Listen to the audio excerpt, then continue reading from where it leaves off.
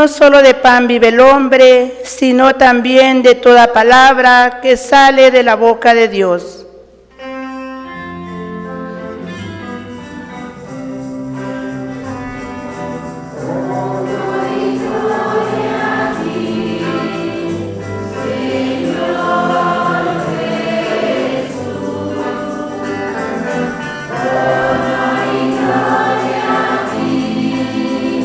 Señor Jesús. El Señor esté con ustedes. Proclamación del Evangelio de Jesucristo según San Marcos.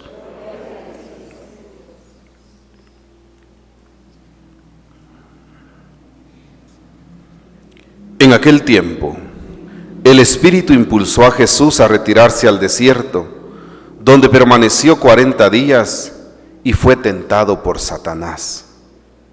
Vivió allí entre animales salvajes y los ángeles le servían.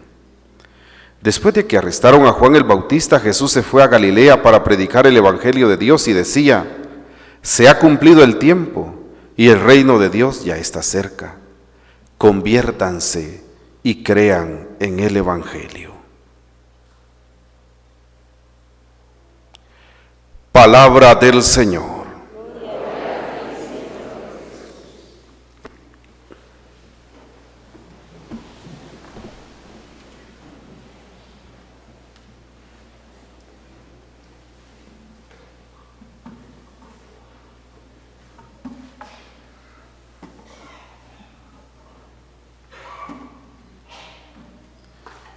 Queridos feligreses, iniciamos ya en nuestra iglesia este tiempo de Cuaresma, que es el camino que la iglesia nos muestra para que nos dirijamos a la celebración de la Pascua de Jesús, que es también nuestra Pascua, es la fiesta de nuestra redención.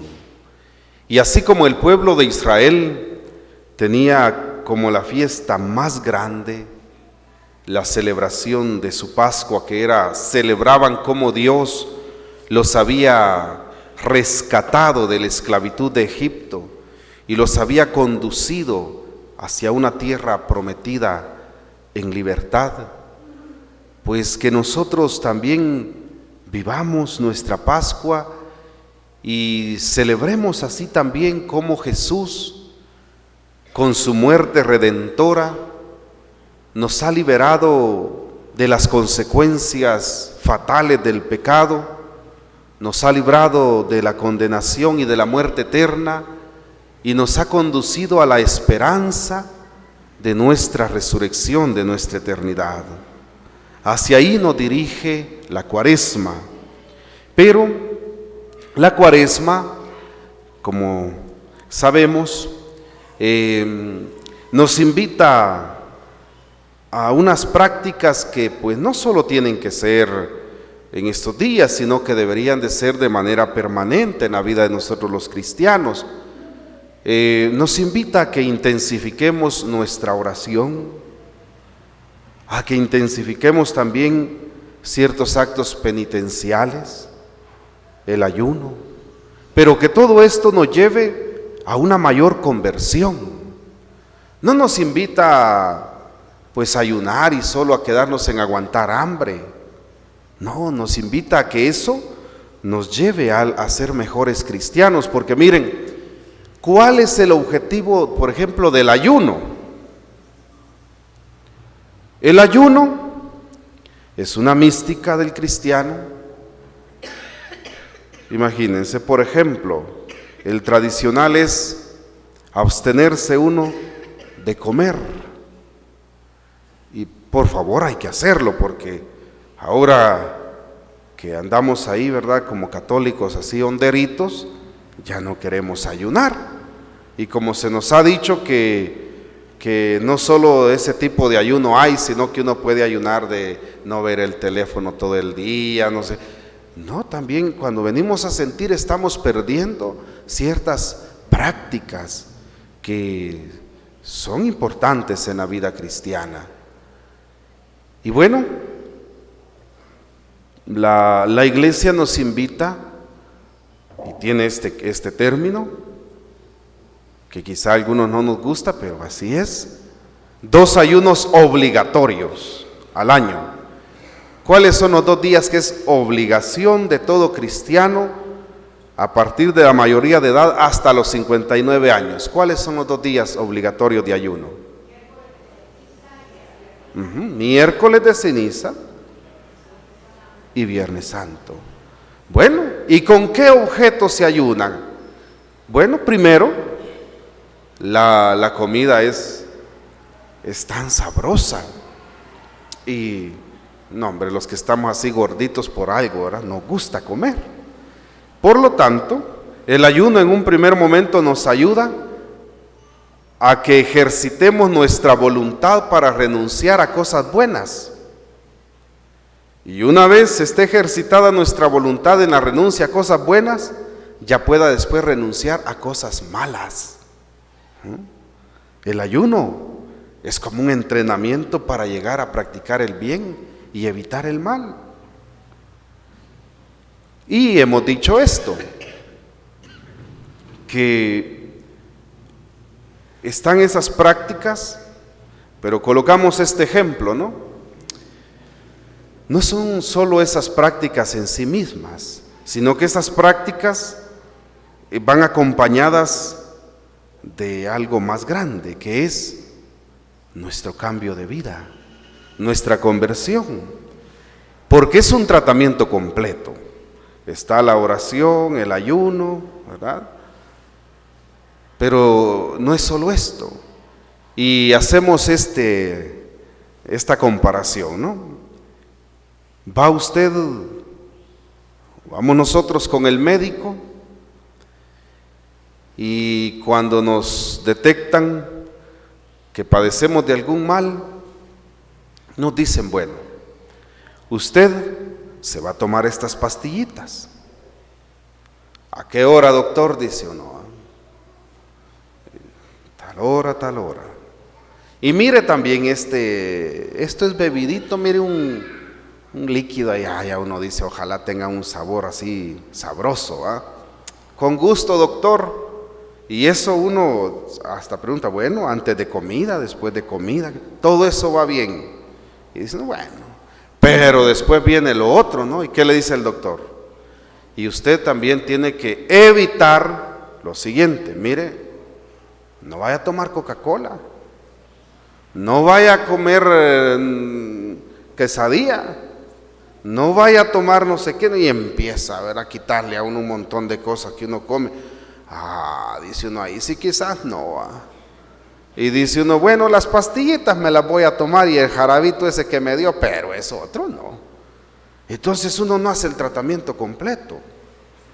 Y puede pasar que en esta cuaresma así queramos andar, haciendo pues un poquito de oración, algún ayunito por ahí, pero no le entremos a lo esencial que complemente el tratamiento.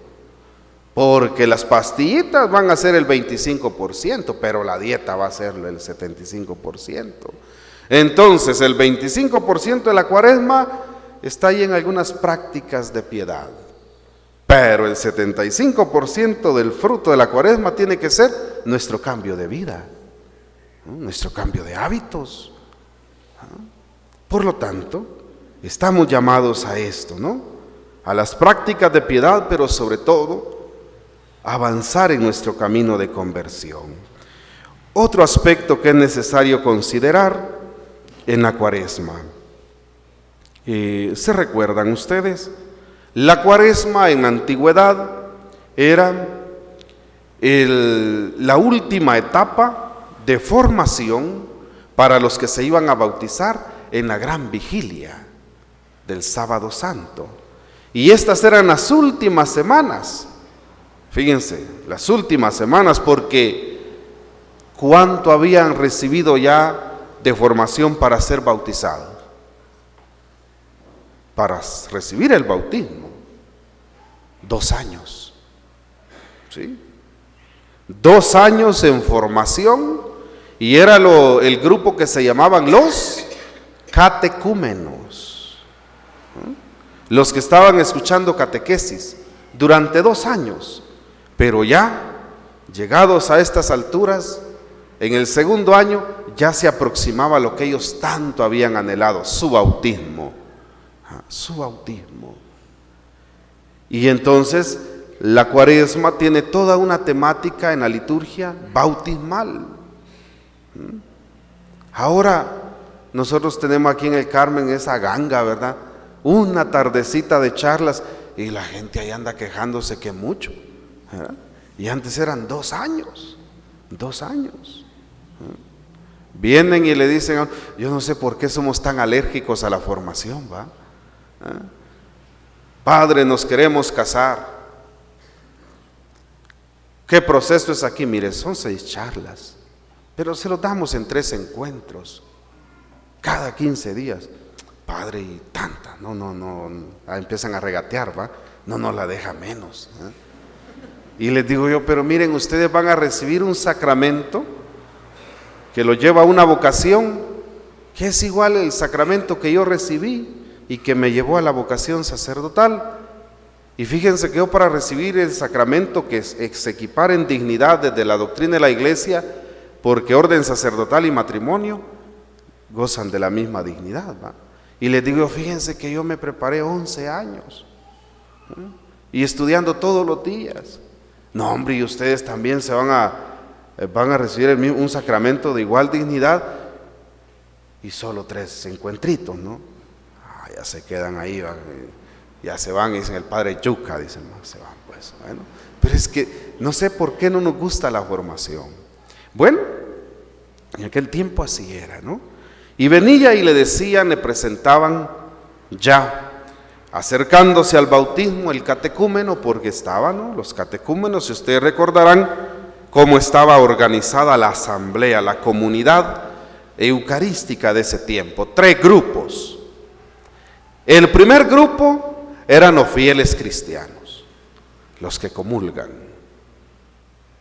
El segundo grupo, más atrásito, eran los penitentes, los que después de bautizados habían cometido algún pecado, y por eso el sacramento de la confesión todavía recibe ese nombre, ¿no? El sacramento de la penitencia. Pero es que en ese tiempo la penitencia no era como algunas veces las personas interpretan, se confiesan y van a rezar un Padre Nuestro y un Ave María. No, era un tiempo, y de acuerdo al pecado pasaban su par de años también en el grupo de penitentes para ser integrados después a los fieles cristianos.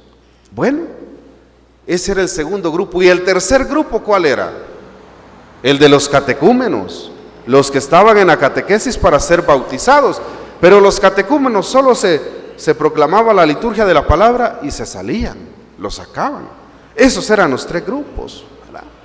Bueno, y le decían entonces al catecúmeno, al que se preparaba para ser bautizado, mira, vas a recibir tu bautismo, pero ahí te preparas, porque vas a tener tentaciones. El demonio te va a querer apartar de la opción que estás haciendo de tu bautismo por Dios. Tenés que ser fuerte. Y ese era el contenido de este domingo, ¿no? Cómo el cristiano enfrenta tentaciones y cómo Jesús las enfrentó y las venció. De manera, queridos hermanos, que en este domingo que se nos presenta este relato de Jesús en el desierto, donde es pues atacado por el espíritu del mal, pero Jesús nos enseña que tenemos la fuerza y la capacidad de vencer la tentación, porque nosotros no solo estamos impactados por la debilidad, sino que sobre todo estamos capacitados por la gracia de Dios para enfrentar el mal y para vencer el mal con la fuerza del bien, con la fuerza que nos viene de Dios. Porque optar por Dios en la vida es inmediatamente ganarse un enemigo, es declararse enemigo del demonio. Una persona que opta por Dios, que opta por la fe en Dios, hemos dicho, la fe es la experiencia de ser amigo de Dios. Y le podemos añadir esto, ¿no? La fe es la experiencia de ser amigo de Dios y de ser enemigo del demonio, ¿sí?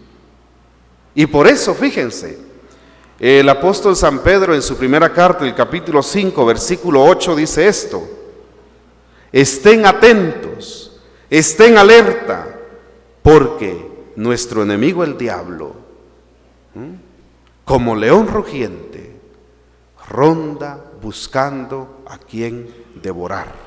Ustedes, dice, resístanle, firmes en su fe. Es que ser cristiano es optar por Dios y es renunciar al demonio. Ustedes se recuerdan, ¿no? En el bautismo y después en los sacramentos donde renovamos las promesas bautismales, se recuerdan que las promesas bautismales llevan estas dos partes: la renuncia al mal y el sí a Dios. Nos preguntan: ¿renuncia usted al demonio, a sus seducciones? ¿Renuncia al pecado? ¿Y qué decimos nosotros? Sí, renuncio. No decimos sí renunciamos, ¿verdad? Porque el que está a la par sabe si quiere renunciar. Es personal, sí renuncio. Y después nos dicen: ¿y cree usted en Dios? ¿Y qué decimos? Sí creo. Entonces el bautizado, el que opta por Dios, renuncia al mal, renuncia al demonio. Pero el demonio no lo va a dejar tranquilo, no nos va a dejar tranquilos. Va a buscar y va a estar siempre al acecho en qué nos puede atacar y para ver si nos puede llevar a fracasar. Por eso hoy, en este texto, hemos leído el capítulo 1 de San Marcos, capítulo 12, versículo 12 al 15. San Marcos, como sabemos, es el primero de los evangelistas en escribir. Es un evangelio todo, ¿verdad? Pero para decir algo, es el primer evangelio que se escribe. Y por eso no tiene todos los detalles que tienen los otros evangelistas. No sé si a ustedes les ha pasado que de repente se encuentran con algunos amigos y recuerdan ustedes con los amigos y empiezan ustedes a contar algún momento que vivieron. Y si ellos estuvieron ahí, usted da su versión de lo que vivieron. Pero de repente el que está escuchando complementa la versión, porque a uno puede hacer que se le escaparon algunos detalles. ¿Les ha pasado? ¿Verdad? Pues con el evangelista San Marcos pasa lo mismo. Él fue el primero en escribir. Es el primer evangelio que se escribió. Entonces San Marcos menciona, solo dice: fue al desierto, fue conducido por el Espíritu al desierto, donde fue tentado, donde recibió las tentaciones del demonio. Ya vamos después a Mateo capítulo 4, y Mateo cuenta con lujo de detalles cómo fue ese momento, ¿verdad? Ya relata las 3 tentaciones y cómo Jesús reprendió al demonio. Marcos solo lo menciona porque él, pues ya viene el otro vivo, ¿verdad? Y dice: sí es cierto, pero fue así y así y así. Y complementa bien la historia, ¿no? Bueno, pues Marcos no nos presenta con detalles, con lujo de detalles, ese momento que Jesús se enfrentó al demonio. Pero sabemos, ¿no? Por la versión de los otros evangelistas, cómo Jesús superó este momento. De manera que Jesús nos enseña que tenemos tentaciones, pero sobre todo que tenemos la fuerza y la capacidad de vencerlas. El problema no es ser tentado, el problema es caer en la tentación. Decía San Francisco de Asís. San Francisco de Asís tenía esta expresión muy bonita, decía: es inevitable que los pájaros vuelen sobre tu cabeza, pero lo que sí puedes evitar es que hagan nido en ella, decía. ¿Sí? Es decir, que vengan tentaciones, van a venir. ¿Sí? Y ese no es el problema. El problema es que las consintamos. El problema es que nos dejemos vencer por ellas. Porque ¿cuál es el propósito del demonio. Recordamos la definición de demonio. Desde la espiritualidad ya sabemos, ¿verdad?, que demonio no es un monstruo, un animalito con cachos y cola, no, ese es el de la lotería, ¿verdad? Contra el que nosotros luchamos no es así, no, ese se disfraza de muchas formas. Demonio es un espíritu malo, astuto, sutil, que te lleva a actuar en contra de la voluntad de Dios. Eso es un espíritu malo, astuto, sutil, que te lleva a actuar en contra de la voluntad de Dios. Bueno, porque miren, desde Mateo, cómo se presenta el demonio, ¿no? Mira, ¿sabía que Jesús llevaba cuántos días en ayuno? Dice 40, y por lo tanto tenía hambre. Se presenta por ahí hablando con él, ¿no?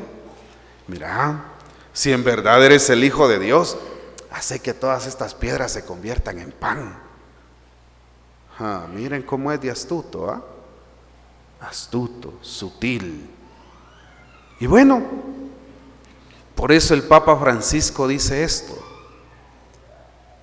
Y ya entramos a esta parte. ¿Qué hacer para enfrentar la tentación? ¿Verdad? Para no dejarnos vencer, porque miren, el gran propósito del demonio con la tentación es apartarnos de hacer la voluntad de Dios, apartarnos de hacer el bien que Dios nos llama y nos capacita a hacer, apartarnos de obedecer a Dios. Lo que pretende es que hagamos el mal y evitemos el bien. Lo contrario a Dios. Dios nos pide que practiquemos el bien y evitemos el mal. El demonio nos lleva a rebelarnos contra Dios, a que evitemos el bien y practiquemos el mal.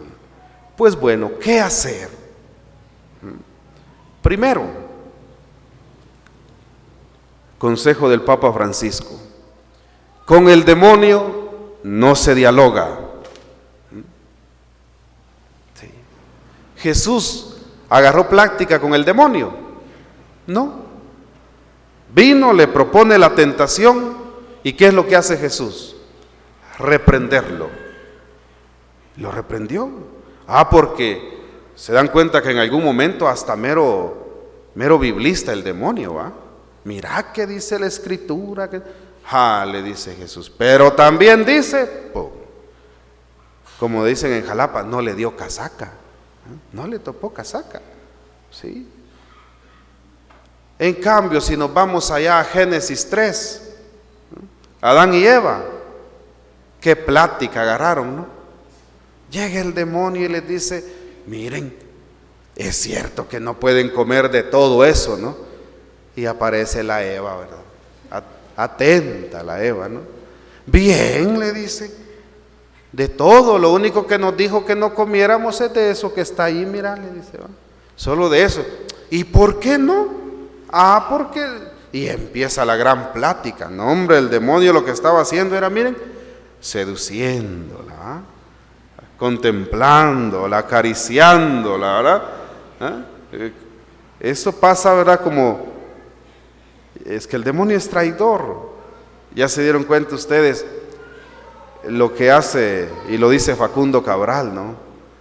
Qué astuto es el hombre, dice, que primero acaricia al caballo para después montarlo, dice, Sí, el hombre cuando quiere montar el caballo no solo viene, no, empieza, y le hace sus caricias, pues, se encarama en el animalito, Así es el demonio.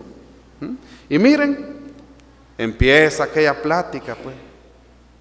Y no, hombre, lo que pasa es de que si ustedes comen de eso, lo que va a pasar es que van a ser como dioses, le dice, Y él no quiere que ustedes sean como él. Dijo que entonces entrémosle, ¿Qué decís, Adán? Démosle, le dice Adán. Lo probaron y al rato, ¿qué? Se dieron cuenta que habían sido engañados por el mal. Y empiezan, ¿verdad? Y llega Dios a buscarlos. y ellos están escondidos, tienen vergüenza. Sí, es que eso es cuando se cae en la tentación, las secuelas del pecado, la goma moral se le llama, ¿no? Ese sentimiento horrible del pecado. Bueno, por eso lo que hace Jesús en Marcos 1, el Evangelio, bueno, sobre todo Mateo 4, muy distinto a lo que hace Adán y Eva en Génesis 3. Jesús no agarra plática con el demonio. Y eso es lo que dice el Papa Francisco. Con el demonio no se dialoga. Al demonio se le reprende. Bueno, ¿qué hacer? Hay que conocernos a nosotros mismos. Era un principio de los griegos en la antigüedad. Conócete a ti mismo. Y uno, cuando se empieza a conocer a sí mismo, uno va siendo consciente de todas las virtudes que Dios en su misericordia le ha regalado a uno, sus talentos, pero también de las debilidades que a uno lo integran. Y entonces uno tiene que estar alerta, atento, porque el demonio nos va a atacar por donde más débiles estamos. Conocernos. Y esa debilidad hay que hacerla motivo de espiritualidad. Hay que orar con esa debilidad. Y ese es el otro y el gran consejo de Jesús. ¿Cuál es el gran consejo de Jesús? ¿Se recuerdan ustedes? Mateo 26, 41. ¿Qué dice? Oren para... No, repitamos esto. Oren para no caer en tentación. Es que solos no vamos a poder en esta lucha. Pero si hacemos de nuestra debilidad fuente de espiritualidad, ahí es donde vamos a tomar la fuerza que viene de lo alto para superar todo lo que tenemos que superar aquí en la tierra. Era la experiencia de Pablo. Por eso Pablo dice: cuando soy débil, entonces es cuando soy fuerte. Sí.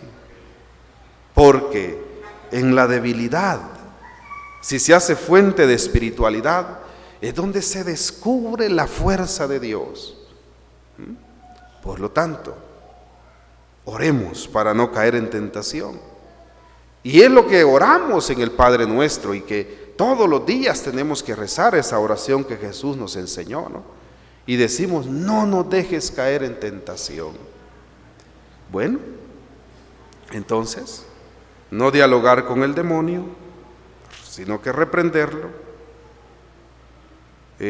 conocernos a nosotros mismos y estar consciente de nuestras debilidades y hacer de nuestra debilidad fuente de espiritualidad, para llegar a lo tercero, que es orar. Orar para no caer. Y cuarto, tener la mirada en lo que Jesús nos dice hoy en el Evangelio, en el reino de Dios. Esa tiene que ser nuestra motivación para toda esta lucha. No luchamos por gusto, no luchamos por luchar, luchamos por algo grande, por el reino de Dios, por nuestra salvación. Que el Señor nos ayude a que, así como Él pudo enfrentar al tentador y vencerlo, que también nosotros, con la fuerza que procede de Él, podamos vencer las tentaciones que también a nosotros el demonio nos tiende en el camino para apartarnos de hacer la voluntad de nuestro buen Padre Dios. Alabado sea Jesucristo.